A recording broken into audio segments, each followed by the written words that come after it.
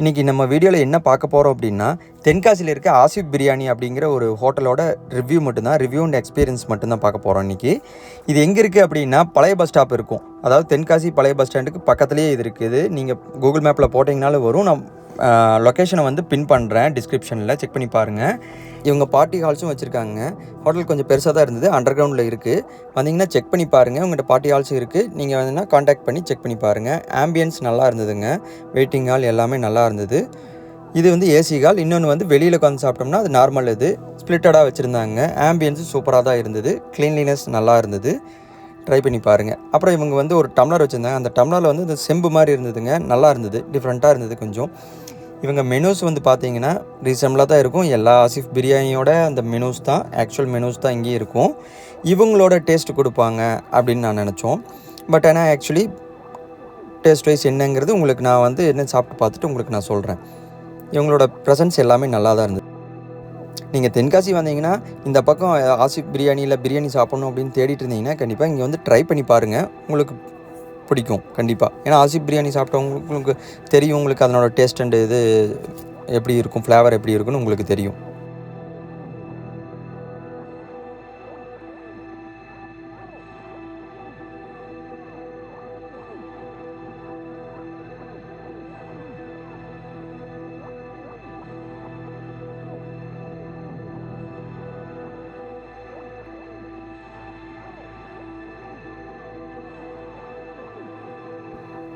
நான் இங்கே ஆர்டர் என்ன பண்ணியிருந்தேன் அப்படின்னா, எம்டி பிரியாணியும் ப்ளஸ் வந்து அதுக்கு ரைத்தா தர்றாங்க, தால்ச்சா தர்றாங்க.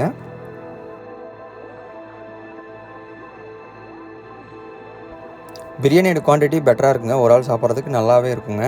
கொஞ்சம் சாப்பிட்றவங்களா இருந்தால் அளவாக சாப்பிட முடியும். 2 பேர் சாப்பிட்றா இருந்தால் 2 பேர் லிமிட்டடாக சாப்பிட்றவங்களா இருந்தால் இந்த ஒரு கப்பே போதும், நல்லாயிருக்கும். பீசஸும் அதில் சின்ன சின்ன பீசஸ் வரும், நல்லாயிருக்கும். இது பாஸ்மதி ரைஸு. டேஸ்ட் வைஸ் சூப்பராக இருக்குங்க. ஆசிஃப் பிரியாணியோட டேஸ்ட் நல்லா இருக்குங்க.